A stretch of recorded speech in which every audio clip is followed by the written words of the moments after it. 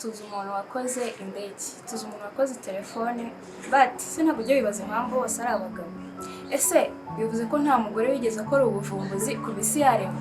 So that's why today nabateguriye liste y'abagore 5 bakoze ubuvumbuzi ukaba ugifite akamaro kugeza n'uyu munsi. Ku mwanya wa 5 dufiteho umugore witwa Josephine Cochrane, uyu nguyu yakoze imashini yoza amasahani. Ku mwanya wa 4 dufiteho umugore witwa Mary Anderson, uzwi cyane kuba ari we wazanye igitekerezo cya windshield. Mwese murabona turiya tuntu tugenda twoza ibirahure by'imodoka, ni umugore wakavumbuye. So ku mwanya wa 3 hariho Stephanie Kolek, uyu nguyu yavumbuye icyitwa Kevlar. Iki ngiki ni ikinyabutabire gikunze kuvamo bulletproof, ni nacyo bakoramo amapine n'ibindi bintu byinshi uzi bikomeye.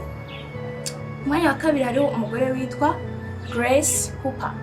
Grace Hooper ni umunyamerika, niwe twabyita nk'aho ari mama wa programming nimba mutari mubizi. Umugore niwe wavumbuye uburyo imashini zibasha gusoma komande uzihereje. So ku mwanya wa mbere rero ikintu abagore bavumbuye, nubwo tutazi ngo ni muhe mwaka, ariko abagore bivugwa ko aribo bavumbuye inzoga, ikinyobwa mwese mukunda. Ese ni ikihe kintu kigutunguye mu bintu naba mvuze byakozwe n'abagore? So next time nzabwira ibindi byinshi bitandukanye. Icyo usabwa ni ukora subscribe and share and like. Love you.